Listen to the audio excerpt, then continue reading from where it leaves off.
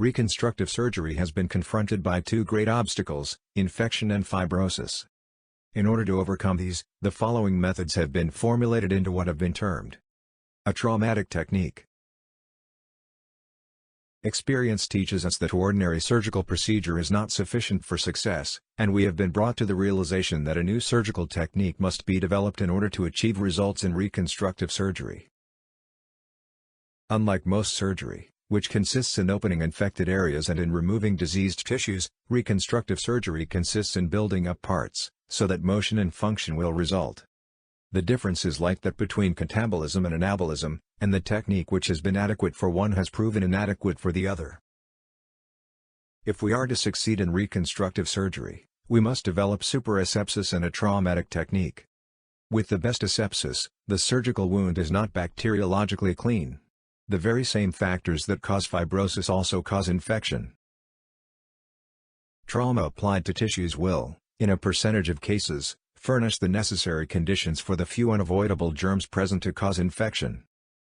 Aside from trauma, some other factors that determine infection are dead spaces, tension of the sutures, large knots, long free ends of ligature, too many stitches, too small an amount of tissue encircled by suture, excessive amount of tissue beyond ligature, mass ligation, tension in fat, foreign bodies in fat, too close proximity of skin suture line to tissue grafts, buried foreign bodies, including ligature and suture material, closure with insufficient hemostasis, excessive separation of tissue layers, drying of tissues, use of hot sponges, and the time factor in long exposure of tissues.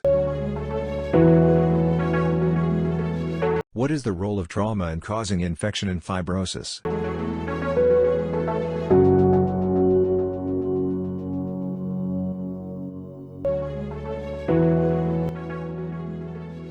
The trauma commonly seen in surgical operations is as follows. Tissue is torn, pinched, crushed, twisted, pulled, rubbed, scraped and picked to shreds, with a gross disregard for not only its microscopic, but even for its macroscopic structure, and also with a disregard to the amount of physiological tissue reaction that will result from the trauma.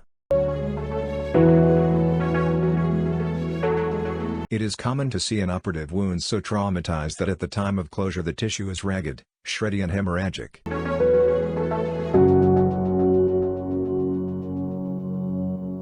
It is red and oozing, the anatomic parts are no longer differentiated, and the tissue has lost its consistency and is flabby and shapeless.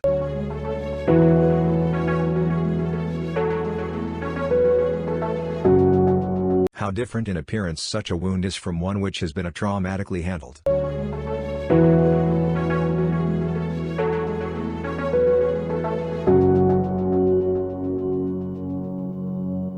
Here, in a traumatically handled wounds, we find a clean, dry wound, with pale, smooth, glistening tissues still in their natural colors and with their anatomy clearly differentiated. Its histological structure has not been damaged, and in the healing there will be but little tissue reaction.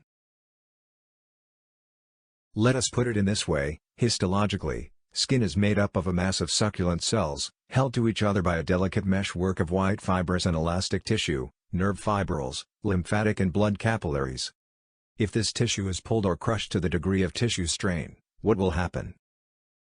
What happens? The cells are ruptured and their protoplasm escapes, the fibers of connective tissue and the nerve fibrils are fragmented, and the blood and lymph capillaries are ruptured. Protoplasm, lymph and blood escape into the interstitial tissues, and the histological structure of the tissue would be changed. This physiological reaction leads to cicatrization throughout the damaged block of tissue, and its normal consistence will never be regained. While the eye specialist handles the eye carefully, and the brain specialist handles the brain carefully, we see some general surgeons often work away with an apparent oblivion to the fact that they are inflicting irremediable injury to the delicate live tissues in their grasps. One often forgets to gauge carefully the degree of force used in retracting or pulling tissues, and pulls even to the degree of macroscopic laceration.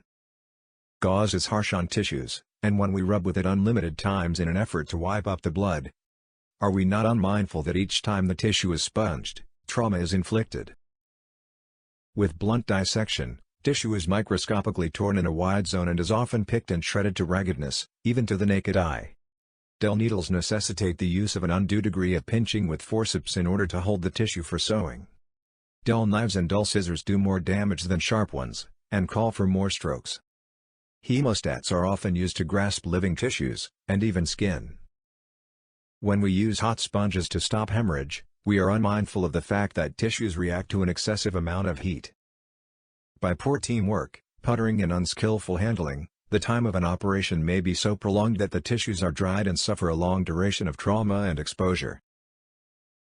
Tremor makes trauma, and the trauma makes fibrosis.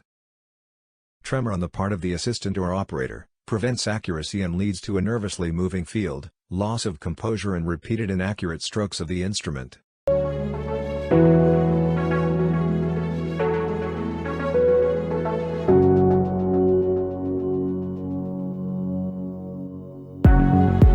Last, but not least, much trauma is caused by repeated motions when one motion should accomplish the purpose. Fussy, aimless and ineffectual manipulations of the tissues result in countlessly repeated motions, and every impact means a traumatism.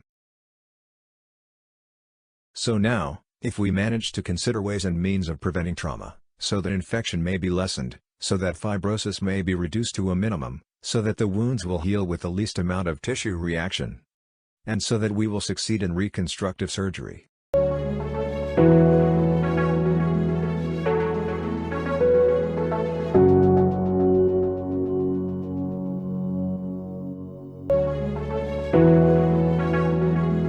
In order to avoid the trauma of sponging, a tourniquet should be used in operations on the extremities, so as to have a bloodless field.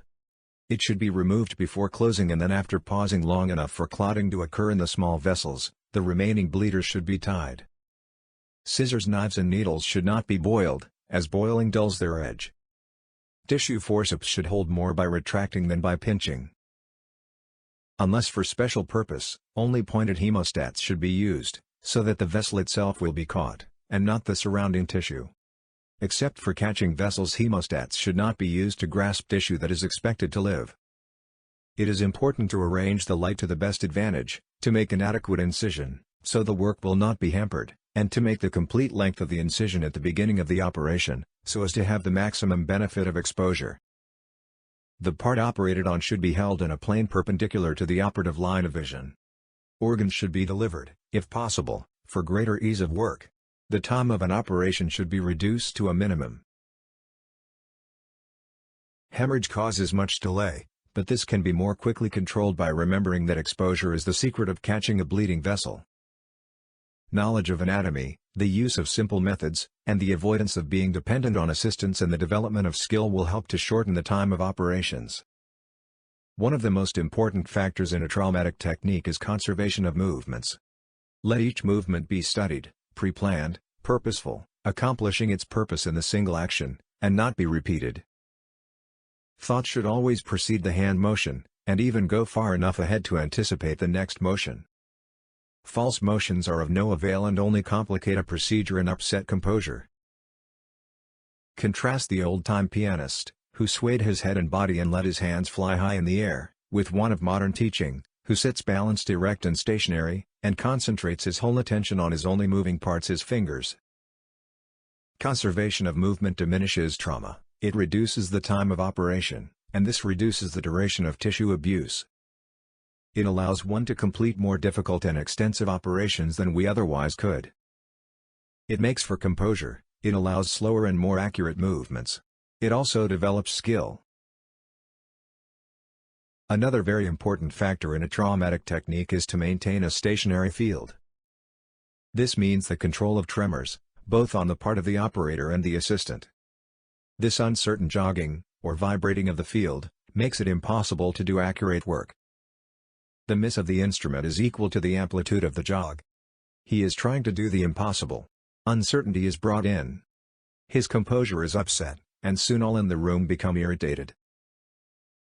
Tremor and the moving field account for many an inaccurate and repeated motion in surgery, thus adding materially to the trauma. Tremor may be controlled by bracing, relaxation and poise. The basic thing in the art of movements of skill is relaxation.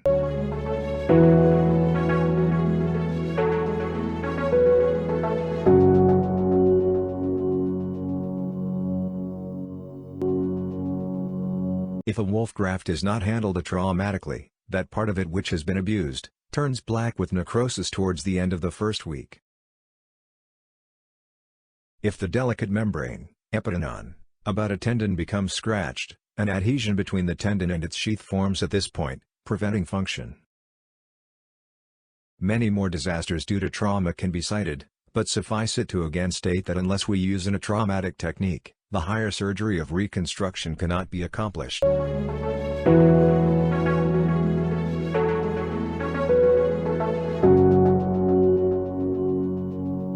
A traumatic technique has the advantage of ensuring an approximation to reactionless healing and in reducing infection.